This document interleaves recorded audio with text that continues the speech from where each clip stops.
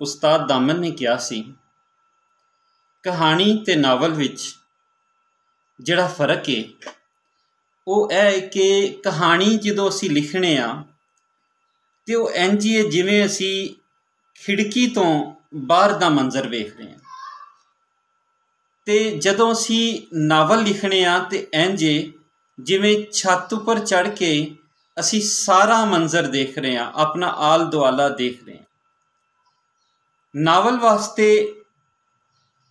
रोज़ दा मुशाहिदा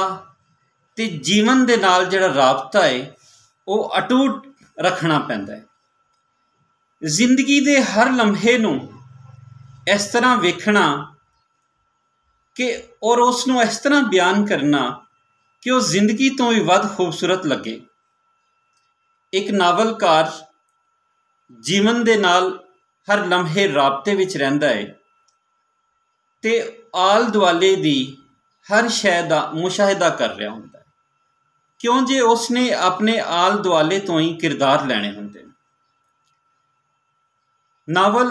पंजाबी नावल के हवाले नाल जे गल करिए तो 2021 दे विच हमीद राजी होरां दा नावल कोठी नंबर 8 छापे चढ़िया। कोठी नंबर 8 हमीद राजी होरां दा नावल है, पर इस उत्ते गलती दे नाल नॉवलेट लिखिया गया है। किताब के अंदर हर थां दे उत्ते नावल जिहड़ा है वो छपिया होया है, इसलिए असी इस नूं नावल कह के असी इहदे बारे गलबात करांगे। हमीद राजी पंजाबी फिक्शन दे विच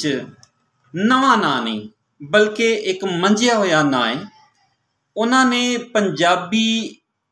फिक्शन दे विच पंजाबी कहानी नूं दो तगड़े कहानी परागे दिते ने, रुख साडे वैरी ते धुंध। उन्हां दियां याद रह जाण वालियां कहानियां ने ते वो कहानी अजिही लिखदे ने जिहदे नाल समाज दी झलक भी मिलती है, सियासत की झलक भी मिलती है, ते साडे आल दुआले दी वो कहानी बयान करते ने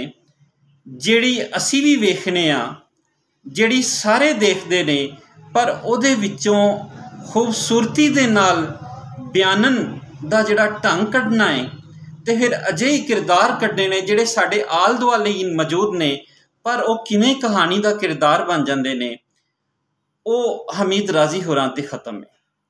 उन्हां दी कहानी फैंसी ड्रैस शो अज भी चेते दे विच उंजी ताज़ा मौजूद है। सवेर इंटरनेशनल राही उन्होंने बहुत खूबसूरत कहानियां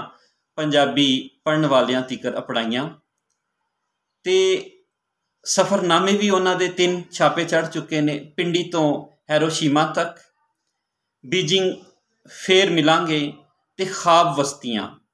यह उन्होंने 3 सफ़रनामे ने। पंजाबी सफ़रनामे की तवारीख दे विच उन्होंने वधिया सफ़रनामे जिहड़े ने वो पंजाबी अदब विच उसका वाधा किया है। तर्जमे के हवाले नाल जे गल करिए तो अफ्रीकी कहानियां का तर्जमा हनेरे तो दूर, नावल नजीब महफूज का नावल का तर्जमा जदों सदर कतल होया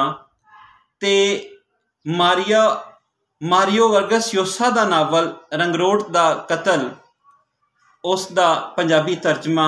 उन्होंने किया है। तो इन्हां दे तर्जमे दे विच जिहड़ा तखलीकी रंग नज़र आता है वो ऐसे पारों ही है कि वो पंजाबी कहानी ते पंजाबी गल्प दे मजाज तो आशना ने। हुण जे असी गल करिए उन्हां दे नावल कोठी नंबर 8, कोठी नंबर 8 अजिहा नावल है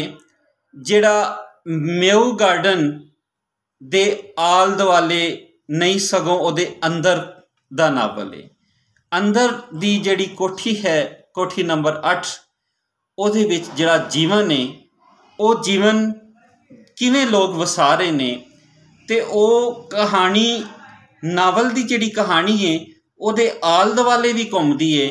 ते कोठी दे वसनीकां दे अंदर दे विच की चल रहा है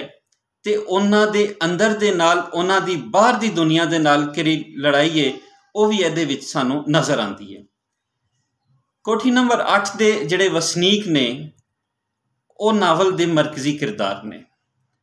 ਸਗੋਂ ਕਿਧਰੇ ਕਿਧਰੇ ਤੇ ਇੰਝ ਜਾਪਦਾ ਹੈ ਕਿ ਕੋਠੀ ਨੰਬਰ 8 ਵੀ ਨਾਵਲ ਦਾ ਬਹੁਤ ਸੋਹਣਾ ਕਿਰਦਾਰ ਹੀ ਹੈ, ਕਿਉਂ ਜੇ ਉਸ ਨੂੰ ਇੰਨੀ ਖੂਬਸੂਰਤੀ ਨਾਲ ਬਿਆਨ ਕੀਤਾ ਗਿਆ ਹੈ ਕਿ ਪੜ੍ਹਨਹਾਰ ਨੂੰ ਇੰਝ ਲੱਗਦਾ ਹੈ ਕਿ ਉਹ ਵੀ ਉਹਦੇ ਆਲੇ ਦੁਆਲੇ ਹੀ ਵਸ ਰਿਹਾ ਹੈ, ਜਾਂ ਉਹਦੇ ਬਾਹਰ ਜਿਹੜੇ ਖਲੋਤੇ ਰੁੱਖ ਨੇ ਉਹਨਾਂ ਦੀ ਮੰਜ਼ਰ ਨਿਗਾਰੀ ਉਹ ਭਾਵੇਂ ਅਸ਼ੋਕ ਦਾ ਰੁੱਖ ਹੋਵੇ, ਭਾਵੇਂ ਅਰਜੁਨ ਦਾ ਰੁੱਖ ਹੋਵੇ,